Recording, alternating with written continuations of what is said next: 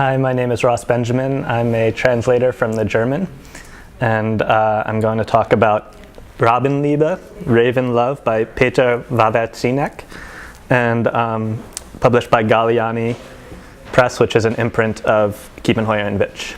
It's actually, here it says it's a novel, a roman, but in many ways it's a memoir as well.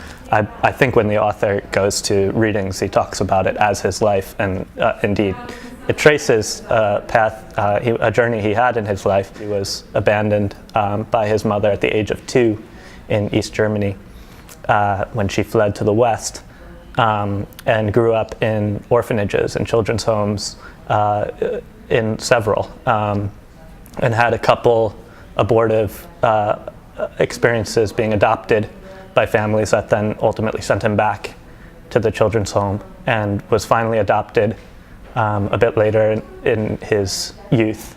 And then there's a short second section that's almost like a coda, but is in fact his ultimate encounter with the lost mother already at the age of 50.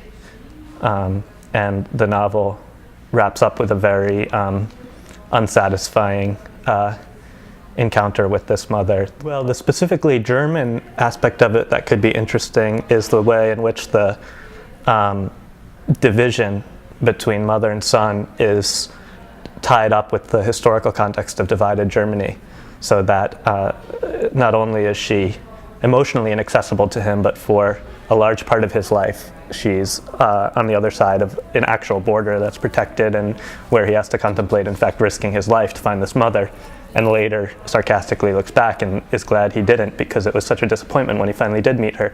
What makes it an extraordinary reading experience is much more how it's told than the story itself. The story itself is interesting, but how he writes it is what's really particularly compelling. From the very beginning, he displays a tendency to sprinkle the narrative with, or the narrative prose with, rhymed verse that is reminiscent of German folk songs or children's songs. Schnee ist das Erste, woran ich mich erinnere. Verschneit liegt rings die ganze Welt. Ich hab nix, was mich freuet. Verlassen steht der Baum im Feld, hat längst sein Laub verstreuet. Der Wind nur geht bei stiller Nacht und rüttelt an dem Baum. Da rührt seinen Wipfel sacht und redet wie im Traum.